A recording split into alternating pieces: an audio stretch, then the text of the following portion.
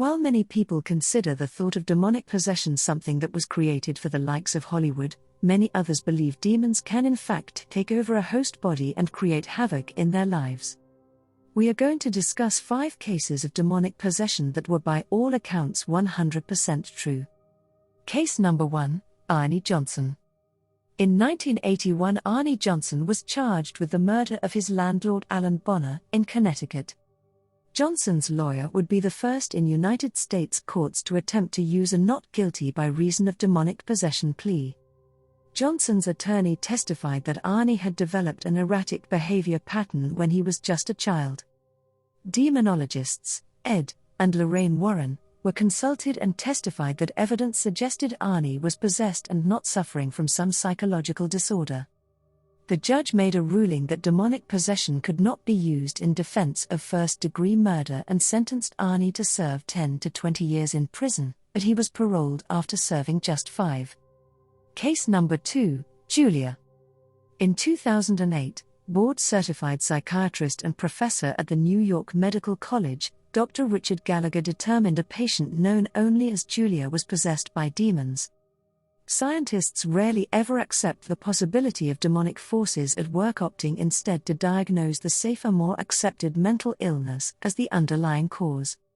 Dr. Gallagher made notes supporting his diagnosis that included him witnessing objects flying around the room, Julia levitating above the bed, speaking in tongues, and having knowledge about people that were present whom she had never met before. In his notes, Dr. Gallagher wrote the following. Julia would go into trances of a recurring nature. Mentally troubled individuals often dissociate, but Julia's trances were accompanied by an unusual phenomenon. Out of her mouth would come various threats, taunts, and languages. Phrases such as "Leave her alone, you idiot, she's ours, leave, you stupid priest." The tone of this voice was different from Julia's, and it varied, sometimes sounding dark and masculine, and at other points sounding very high-pitched. Most of her comments during these trances displayed a marked contempt for anything religious or sacred. Case number 3, Clara Seal.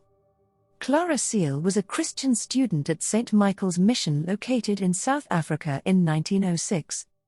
Reports state that Clara made a pact with Satan when she was only 16 years old, and within days evil forces took control of her.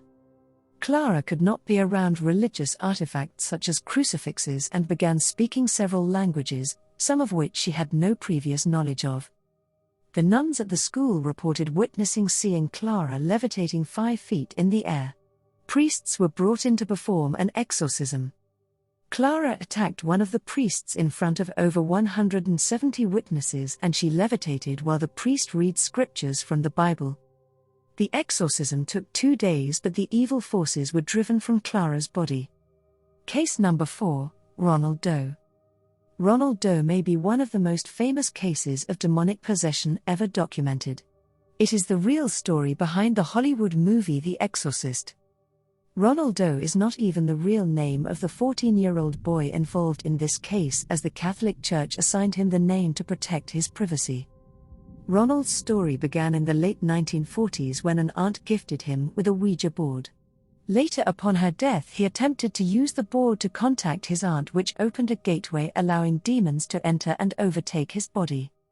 The possession began with strange noises in the home and got steadily worse. Religious objects began to be thrown around the house and fly off the walls. Ronald began receiving scratches that would appear on his body. Some were words. They looked as if they had been carved into Ronald's skin by unseen claws. Ronald began speaking in an unknown voice and levitating in the air. A Catholic priest was called in, and he performed over 30 exorcisms while being injured several times by the demonic forces. The priest was finally successful, and it was said that cries of anguish could be heard as the dark forces departed Ronald's body, leaving a smell of sulfur in the air. Case number 5, Annalise Michelle. The 2005 horror movie The Exorcism of Emily Rose was based on Annalise Michelle. Annalise was being treated for epilepsy and mental illness as a psychiatric hospital. In 1973 she began hearing voices, drinking her own urine, and rejecting all religious objects. No medicine seemed to help, so her family called in a priest because they believed she was possessed. The Catholic Church rejected the need for an exorcism, but local priests secretly performed the ritual anyway. Over the next 10 months, Annalise received almost 70 exorcisms instead of her normal medication. She went on a hunger strike during this period and eventually starved herself to death. Her parents and the priest were charged with child neglect homicide.